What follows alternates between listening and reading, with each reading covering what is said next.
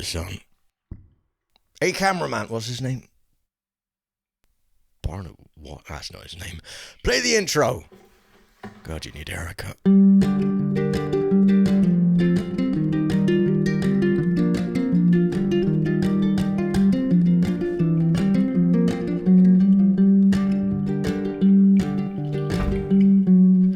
High up in the hills of Appalachia, on a long and lonesome dusty road, two young lovers driving, soon to be arriving at the door of Granny's small abode. Granny seemed more frail and more distant, but she of course had every right to be. Grandpa had departed, left her broken-hearted, wallowing in pain and misery.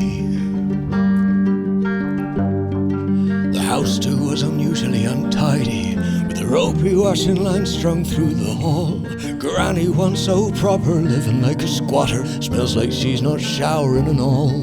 Still the young man couldn't help but notice, for reasons that weren't even known to him, something about Granny seemed a bit uncanny, like something else was living in her skin. That night he hears her shuffling through the hall.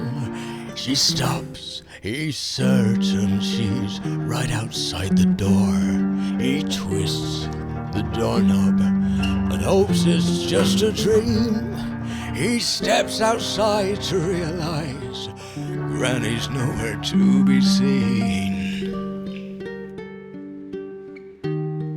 The morning daylight brings an explanation. What a fool he'd been the night before.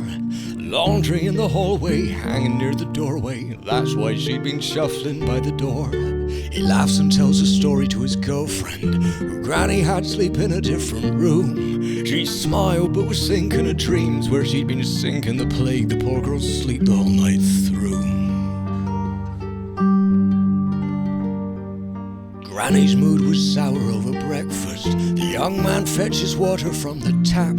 She takes one look at the cup and instantly throws up, saying, "Are you trying to kill me with that crap?" The girlfriend too was feeling quite off colour.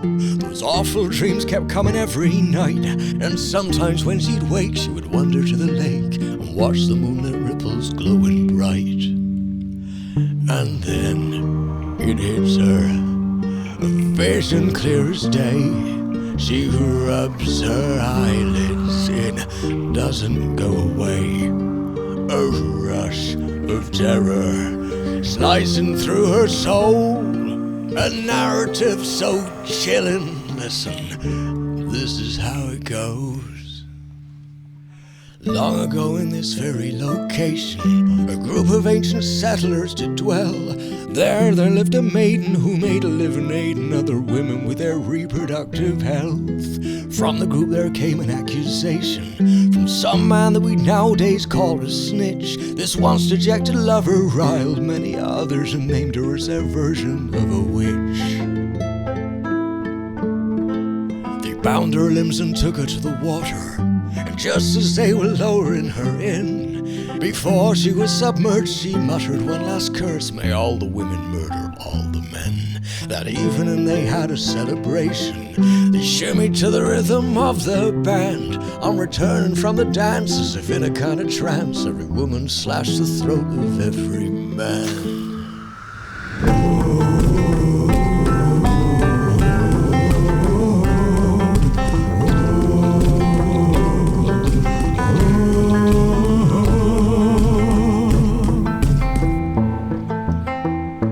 He hears a screaming coming from the lake. He goes to find her, but Granny is awake. She's by the basement. She's down there, love, she's scared. He feels the blade slice through his neck, then she shoves him down the stairs. Granny greets the girlfriend by the doorway and asks her what was troubling her so. The girlfriend starts to say, but she pauses right away, 'cause she's just seen the blood on Granny's clothes. Granny's smile turns into a grimace. "There's something I'll be telling you now, dear." She grips her by the shoulder. The poor girl feels colder as Granny whispers something in her ear. "I know you saw her. Rising from the lake, she'll come. She'll find you even now when you're awake. There's no use crying. She'll take your soul as well. She'll kill every man who walks this land for sending her to hell. The young man gasps and looks around the basement. He's bleeding but not badly hurt at all. It seems that Granny's cut didn't quite go deep enough, and plus the corpse of Grandpa broke his fall. He staggers up the stairs into the hallway and notices wet footprints on the floor. He stands there looking stunned as they landed one by one, heading straight for Granny's bedroom door. He kicks the door down. The ritual has begun.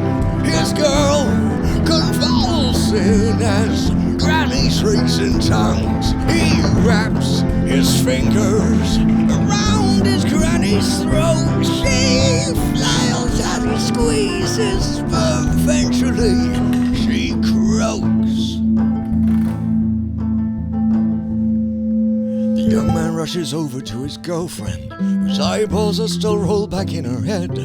She suddenly breathes in, realizes it is him, and says, "Thank the Lord, I thought that you were dead." He finds the blade that Granny used to cut him. He said, "Thank the Lord, this knife is pretty dull. I'm pretty sure she's gone, but if it turns out that I'm wrong, hold it tight and stick it in her skull."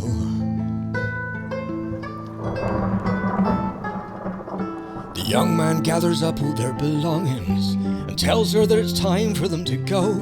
He quickly gets a drink of cold water from the sink and grabs a few more glasses for the road. He goes to hand one over to his girlfriend. The room around her spins and starts to fade. Her head is getting light and she feels her fingers tight, wrapping round the handle of the blade.